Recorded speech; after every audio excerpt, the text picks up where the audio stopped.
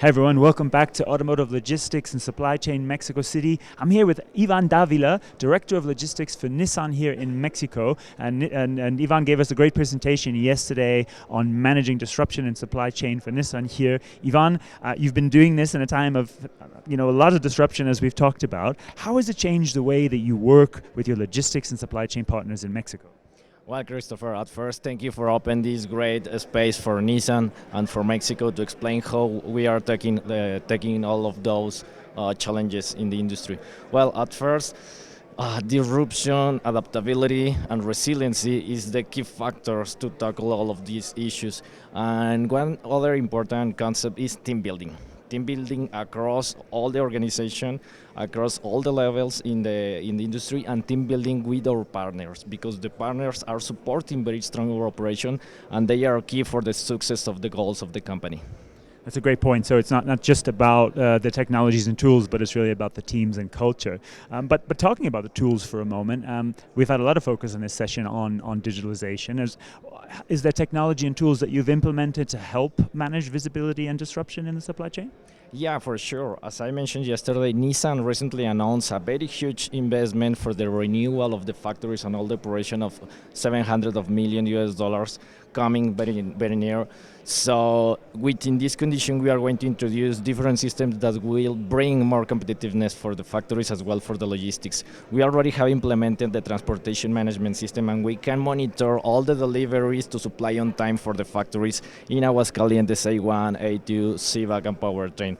And we are introducing the vehicle management system that will help to provide end-to-end visibility for the customers in Mexico for more than 240 dealers and for more than 88 countries as export market. So yeah, lots of development there. One of the issues we've been picking up with is vehicle logistics capacity, shortages of drivers and trucks, concerns about ocean and ports.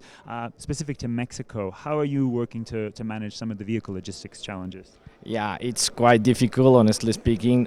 We have facing port congestion, lack of drivers in Mexico, lack of railway facilities, etc.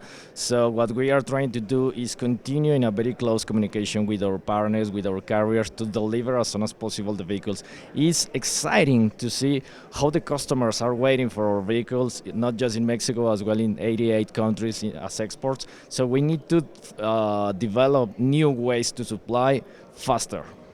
And that, you mentioned this in your presentation, a system to help improve ETA also across end-to-end, including your export partners. Can you tell us a little bit more about that? Yeah, this system is under development. This vehicle management system is supported by some technological suppliers, and we are trying to connect all the joints into the supply chain management, since the ordering, all the manufacturing, and the delivery until the end customer. So this is what I can disclose until now, but it's going to be great to have full visibility in all the supply chain of the vehicle. We certainly look forward to learning more about that as it unveils. Looking ahead, looking beyond perhaps some of the immediate disruptions, hopefully in the next 3-4 years, what's your vision for Nissan's logistics in Mexico as a next step? Wow, our vision is to continue growing.